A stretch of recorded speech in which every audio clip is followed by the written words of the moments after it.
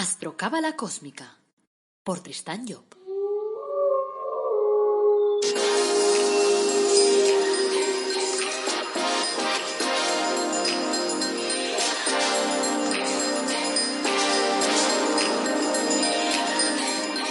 Astrocábala Cósmica, episodio 69. Te brindo una calurosa bienvenida a Astrocábala Cósmica, el podcast en el que te hablamos de astrología cabalística y de cábala y lo hacemos de una forma amena, directa, de esa que puedes aplicar en tu vida todos los días. Soy Tristán Job, tu astrólogo, cabalista y escritor cósmico, y llevo más de 30 años trabajando el tema de la cábala. Hoy es miércoles 5 de agosto de 2020.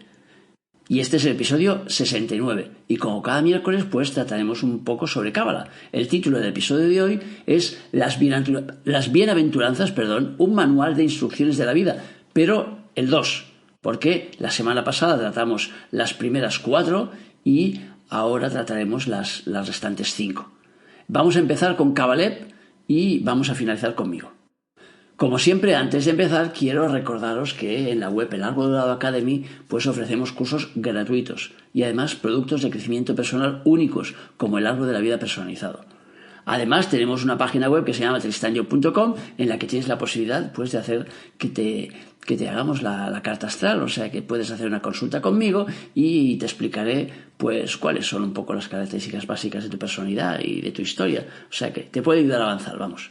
Aprovecho también para nombrarte mi último libro, La búsqueda de la felicidad a través del árbol de la vida, que se centra en el eje principal de la cábala, en el árbol de la vida. Y lo interesante de este libro es que son actitudes, es decir, no es un rollo de esos teóricos en la cual te voy a calentar la cabeza y luego dirás, hostia, ¿qué es eso de la cábala? No, son actitudes que tú tienes que llevar a cabo todos los días para poder desarrollar el árbol de la vida. Está en versión papel y en versión ebook y se vende a través de Amazon. Bueno, pues a partir de ahí os dejo ya con Cabalep y luego cojo yo las riendas. Bueno, entonces vamos a proseguir, ya el tiempo que nos queda, en el punto que habíamos dejado ese estudio de los evangelios, que es la bienaventuranza sobre los misericordiosos. Dice, bienaventurados los misericordiosos, porque obtendrán misericordia. Dice la quinta bienaventuranza, que expresa las cualidades de Tíferet, el centro que manifiesta las virtudes crísticas. La misericordia es la compasión repetida una y otra vez, cualesquiera que hayan sido las faltas cometidas por la persona objeto de esa misericordia. Es una virtud típicamente paterna, ya que el padre es el único ser capaz de perdonar, de disculpar una y otra vez a su hijo, o debería serlo, porque en la realidad social vemos muchas veces, ¿no?, que los padres y los hijos están enfrentados y a veces ni los hijos perdonan a los padres ni los padres perdonan a los hijos.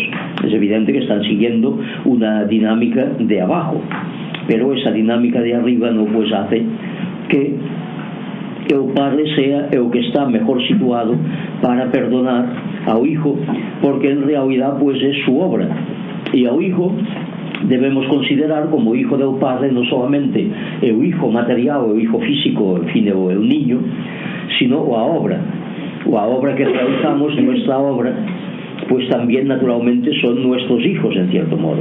Entonces, si esta obra está mal concebida, si esta obra no responde a las esperanzas que hemos depositado en ella, hemos de ser capaces de observarla con bondad y de perdonar, de ser misericordiosos con esta obra, ya que la misericordia, en fin, es la base esencial, ¿no?, si lo somos vis a vis de nuestras propias obras, para serlo respecto a todo lo demás, al mundo que nos rodea.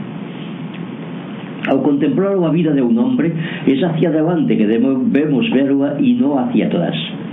La misericordia conlleva la fe en que ese hombre que se ha arrastrado por el barro, ese hombre que ha sido opaco a la luz, oirá un día la voz de la divinidad que lleva dentro y su comportamiento se verá modificado.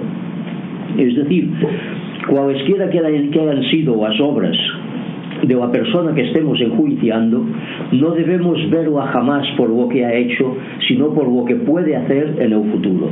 Y lo que puede hacer en el futuro, lavando completamente este presente incierto e desagradable, no? Que acabamos de ser testigos. Porque si no, si contemplamos únicamente ese presente que es ya pasado, porque en cuanto ha acabado de realizarse una cosa, aquello ya se ha terminado y pasamos a la siguiente, entonces evidentemente no lo contemplaremos con misericordia, porque estaremos pensando en el perjuicio que ha realizado.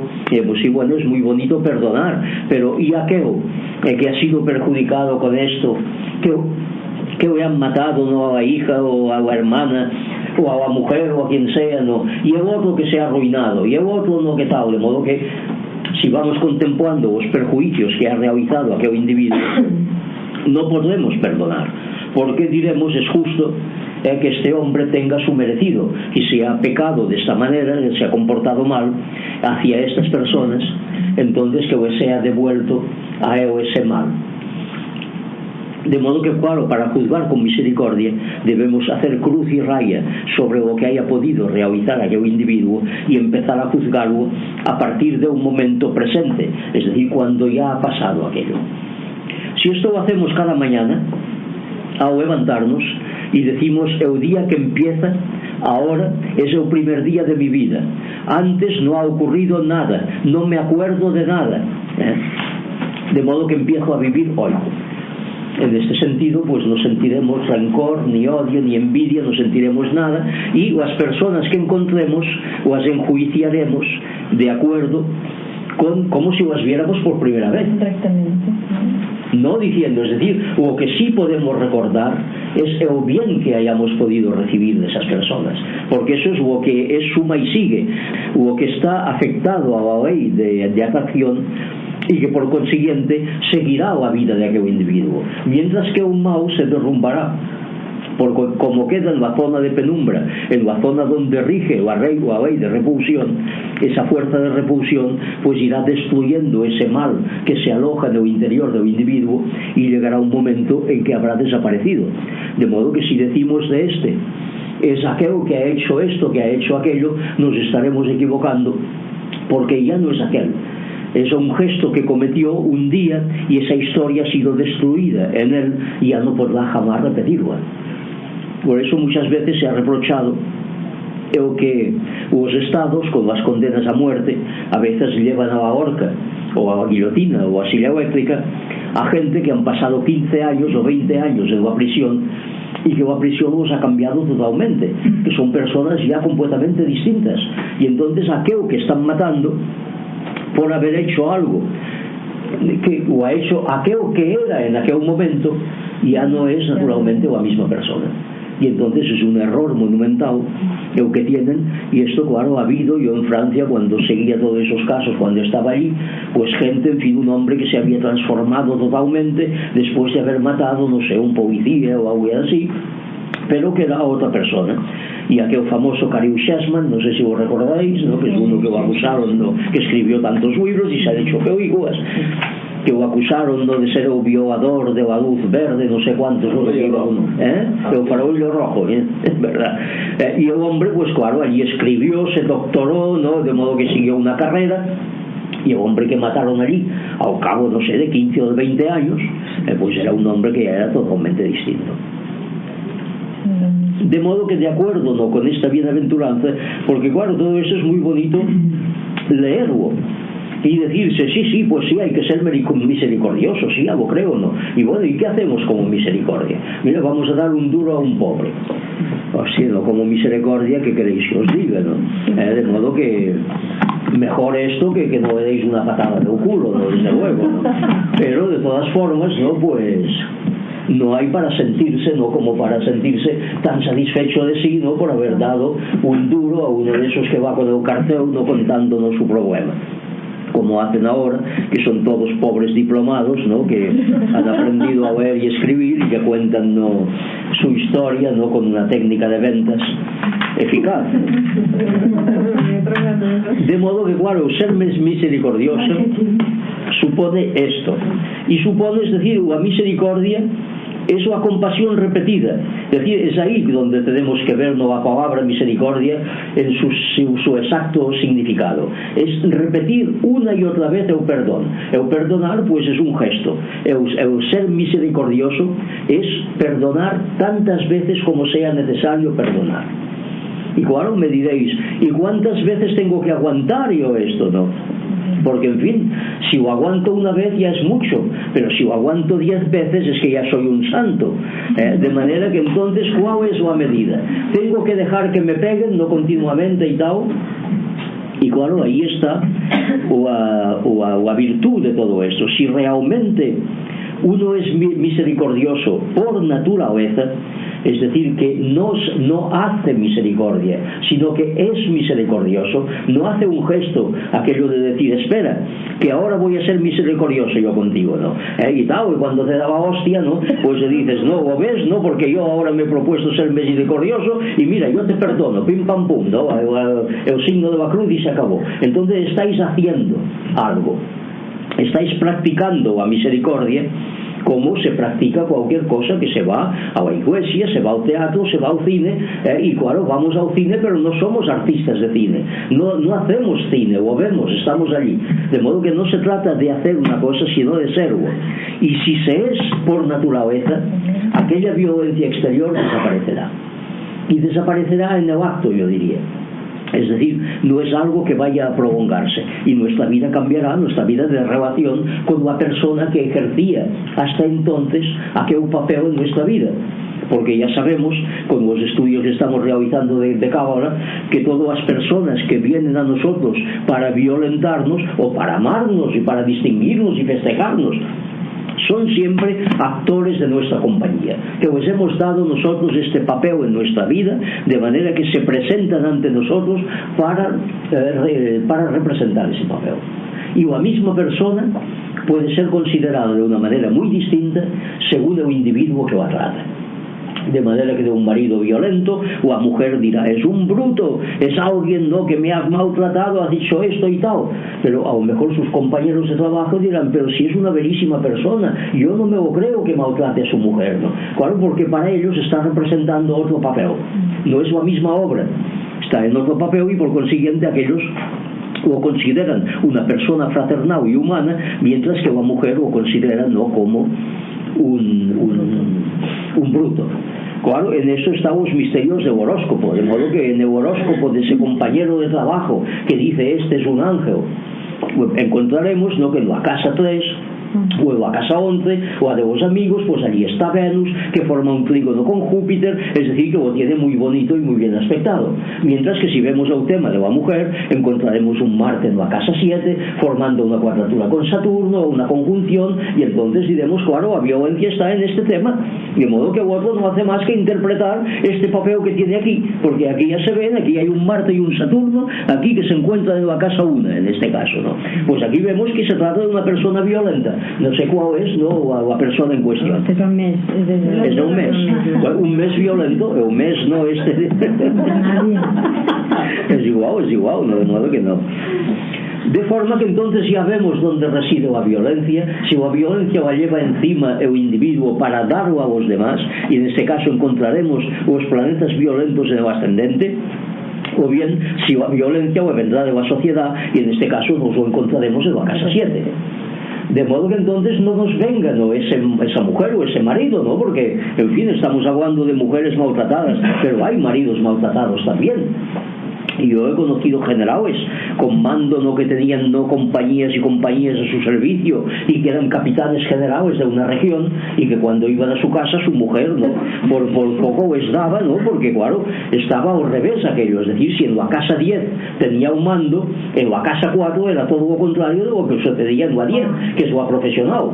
Y entonces en la 10 él repartía las castañas y en la 4 él las recibía. Y esto es algo muy común en la gente que tiene mando, porque claro, un mando se expresa a través de la 10, y como la 10 y la 4 son casas que están en oposición una con otra, pues es evidente, ¿no?, que la 4 es el reverso de la 10. O sea que a partir de un momento en que nosotros cambiamos y que podemos ser, que somos capaces de ser misericordiosos con los demás, nuestra vida cambiará, porque entonces ya no tendrá objeto el que recibamos violencia de parte de los demás. Y se transformarán las relaciones que teníamos con aquellas personas. A partir de aquí tomo el relevo de mi padre Kabaleb. Aprovecho también para recordar que estamos transmitiendo una información que forma parte de nuestro manual de crecimiento personal y que no tiene nada que ver para mí con la religión. Las bienaventuranzas son como un libro de instrucciones de la vida y nos transmiten, pues eso, formas de ser, que esa es la clave. Bueno, vamos a por la sexta bienaventuranza. Dice: bienaventurados los limpios de corazón, ya que ellos verán a Dios. La sexta bienaventuranza expresa las cualidades de Netza, el centro número 7 del árbol de la vida. En el libro Cómo descubrir al maestro anterior, de Kabaleb, se ha explicado que el sol es el regente de nuestro corazón físico, que en él se centraliza la voluntad de nuestro ego superior, es decir, del jefe interno, por su polo positivo, y que es el guardián de la conciencia por su polo negativo. Al hablar de un corazón limpio, Cristo se refería pues a una voluntad volcada hacia la pureza, dejando de lado la conciencia, ya que esta es un depósito en el que hemos ido acumulando cosas en nuestra vida y por lo tanto es un depósito que además se mantiene purificado. Cuando decimos precisamente que tomamos conciencia de una cosa, queremos significar en profundidad que hemos captado lo que tiene de verdadero, lo que tiene de puro, lo que tiene de eterno aquella cosa. Hemos visto también, cuando hemos hablado de Netza Venus, que ese centro de vida administra la parte de voluntad relacionada con los sentidos. Es decir, se ocupa de la vista, del oído, del olfato, del gusto y del tacto. Y suele ser por ese lado que la voluntad se extravía. Los 5 sentidos nos llevan a descubrir un mundo que nos deslumbra y nos identificamos con él, cuando no es más que una parte del todo, es una parte del placer, del gozo que está dispuesto a nuestro alcance. Y mejoraríamos diciendo que es el anuncio, o sea, la publicidad de un gozo 100 veces mayor, que es el gozo de lo superior, el gozo que nos viene de arriba. Netza, situado en la parte más baja de la columna derecha, es la muestra pálida de esos auténticos goces y alegrías que Cristo vino a anunciar. Pero ello no impide que el ser humano los considere como supremos y que utilice los 5 sentidos para poder gozar ampliamente de las bellezas que se transmiten a través de ellos. Sucede así que, utilizando los sentidos para dar relieve cada vez más al mundo de abajo, los escindimos del mundo de arriba, que se aleja de la conciencia, y no se imprime en ella, porque no lo captamos, no lo aprisionamos en nuestros registros humanos, lo que viene de arriba. Entonces, en nuestra conciencia se forma una espesa como capa de suciedad, como como la que aparece en los cristales y los dejamos sucios durante años, que al final no dejarán pasar la luz. Entonces, esa costra de impurezas que rodea la conciencia desaparece al morir y es destruida por la fuerza de repulsión que hay en las bajas regiones del mundo del deseo. Y entonces ya no queda en nosotros, no quedan esos falsos valores acumulados. Queda solo el sentimiento que hemos utilizado mal, o sea, el sentimiento sí de haber utilizado mal esos recursos. Cuando esa suciedad desaparece de la conciencia corazón, entonces se puede contemplar los mundos de arriba. Entonces, esta bienaventuranza expresa entonces la necesidad de dirigir los 5 sentidos hacia arriba con la misma avidez con la que los proyectamos hacia abajo. Entonces, la reinversión, por ejemplo, de la vista dará como resultado la clarividencia. La del oído, la clariaudiencia. Y lo mismo pasará con los demás sentidos. De esta forma, la persona verá, oirá, olerá el perfume de las regiones eternas. Podrá gustar y tocar ese otro mundo. Así pues, la regla para esa bienaventuranza consistirá en cerrar progresivamente los sentidos a la percepción de las realidades físicas, para proyectarlos hacia arriba. Esa es una tarea quíntuple, como 5 son también los sentidos que tenemos, y el resultado es la visión de la espiritualidad. Vamos a por la 7ª bienaventuranza, y nos dice: bienaventurados los pacificadores, ya que serán llamados hijos de Dios. La 7ª bienaventuranza muestra las cualidades de Jod Mercurio, que es el 8º centro del árbol de la vida. Vivimos en un mundo en el que las fuerzas se encuentran enfrentadas, primero en nosotros mismos y después en las relaciones sociales. En nosotros las tendencias que nos rigen se suceden, y mientras unas luchan para establecer en la vida lo que es justo y lo que es necesario para nuestro crecimiento interno, vienen luego las otras a potenciar los deseos. Impulsan los deseos hacia el goce, hacia la riqueza, hacia los placeres, hacia el bienestar. por encima de lo que realmente nos toca vivir. Y así, por momentos somos justos, honrados, buenas gentes, y en otros momentos deshacemos lo que la fuerza de entidad que nos regía había conseguido anteriormente. Lo destruimos como se destruyen las cosas en una guerra. Así vivimos en estado de guerra interior, en el que el bien y el mal que hay en nosotros se combaten ferozmente, entendiendo como bien aquello que es conforme a las leyes cósmicas y a nuestro programa profundo, y como mal a lo que no es. Para que esa guerra termine se necesita un pacificador que posea la palabra justa, la palabra creadora, susceptible de ser entendida y aceptada por ambos contendientes. Ese pacificador tiene que surgir evidentemente de nuestra naturaleza interna y ser capaz de reconciliar en nosotros las tendencias enfrentadas, de forma que puedan colaborar mutuamente en la edificación de nuestra existencia, que de eso se trata. Así conciliaremos lo que queremos hacer con lo que debemos hacer, que no es lo mismo. Para conseguir esa paz, los señores que rigen nuestros deseos deberán renunciar a algunos objetivos. Pero los señores que representan los objetivos de nuestro ego superior también deberán renunciar en cierta medida a sus propósitos, a fin de que en nosotros se vayan allanando los caminos, que se produzca un pacto y que los deseos puedan trepar por la montaña de la espiritualidad, diríamos. Si la exigencia espiritual es fuerte y no transige, y si los deseos también son intensos, cada uno tirará por su lado, y como las raíces de los deseos son más fuertes, acabarán por ganar la batalla seguro a la espiritualidad. En nuestra entidad humana hay un centro que regula el dinamismo de esas dos fuerzas. Ese centro se conoce cabalísticamente con el nombre de Jod y su manifestación material con el nombre de Mercurio. Allí se encuentra el pacificador, y mientras uno de sus ojos mira hacia arriba y contempla las realidades espirituales, el otro mira hacia abajo las posibilidades existentes en el mundo material. Ya sabiendo lo que de arriba puede caber abajo, el pacificador frena las energías procedentes de arriba, al tiempo que trata de abrir cauces más amplios para abajo, para que progresivamente pueda absorber más y más producto del que viene de arriba. Cuando ese pacificador actúa en nosotros, somos llamados hijos de Dios, al igual que Mercurio, el hijo de Júpiter, en el cual Dios ha delegado sus funciones en ese cuarto día de la creación en el que nos encontramos. O sea, una vez el pacificador se ha producido en nuestra tierra humana, nos encontraremos en condiciones de exportar nuestro orden interno a la sociedad. Y entonces será cuando nosotros seremos los pacificadores del mundo, puesto que los enfrentamientos internos del ser humano dan lugar a enfrentamientos externos. Si hemos conseguido nuestra paz interna, esa paz se manifestará sin necesidad de argumentarla, irá con nosotros donde nosotros vayamos y la contagiaremos a nuestros semejantes, solo con nuestra presencia. Ejerceremos en calidad de hijos de Dios. Vamos a por la octava bienaventuranza. Nos dice: bienaventurados los perseguidos por la justicia, ya que el reino de los cielos es de ellos. Esta octava bienaventuranza expresa los trabajos realizados por el centro llamado Yesod, que es el noveno del árbol de la vida. La justicia es un atributo de la columna de izquierda, que es la que elabora las leyes y los reglamentos.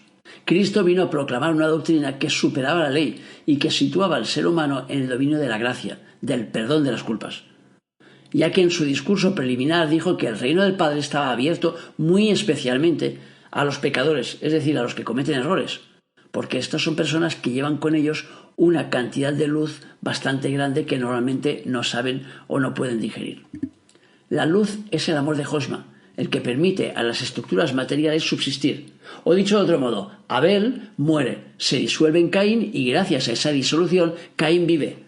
Pero, ¿qué ocurre cuando en el interior de Caín hay demasiado Abel? O sea, cuando una persona lleva más luz de la que puede reflejar.